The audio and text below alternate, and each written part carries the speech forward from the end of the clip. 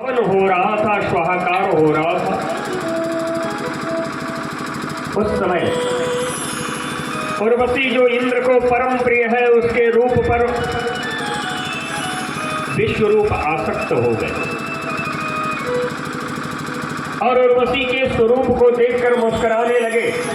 विश्वरूप को मुस्कुराता हुआ देख करके इंद्र ने देखा कि किसे देख करके मुस्कुरा रहे।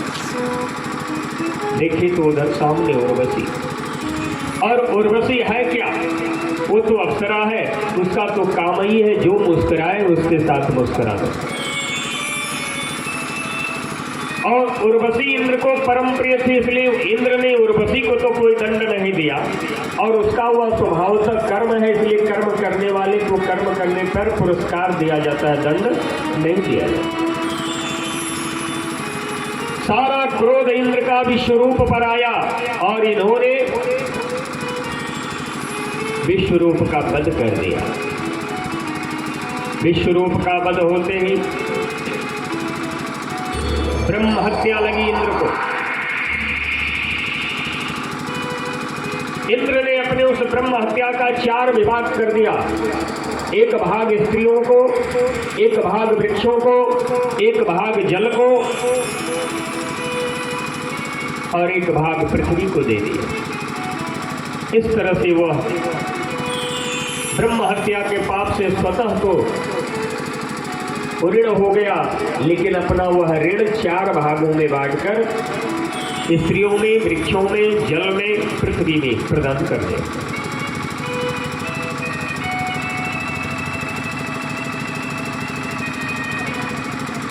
उन्हीं समय एक निशाचर हुआ करता था जो वृत्त के आकार में सेना को खड़ा करता। उसकी सेनाएं वृत्ताकार होकर के स्वर्ग को चारों तरफ से घेर लेती, इसलिए उसका नाम वृत्तासुर हुआ। वृत्तासुर की सेना स्वर्ग को घेर ली।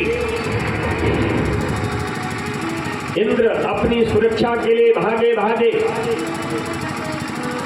विश्वरूप का तो वध ही कर दिया था, फिर गुरु जी के चरणों में गए, क्षमा मांगे, गुरुदेव मुझसे बड़ी अपराध हो गई, भूल हो गया, आप ही गुरुपद संभाले, आपके सिवा कोई दूसरा गुरुपद संभाल नहीं सकता। क्षमा वर्णन को चाहिए। संत स्वभाव, सज्जनों का स्वभाव ही ऐसा होता है। बृहस्पति देव का जो क्रोध था, क्षणिक था, उन्होंने क्षमा कर दिया।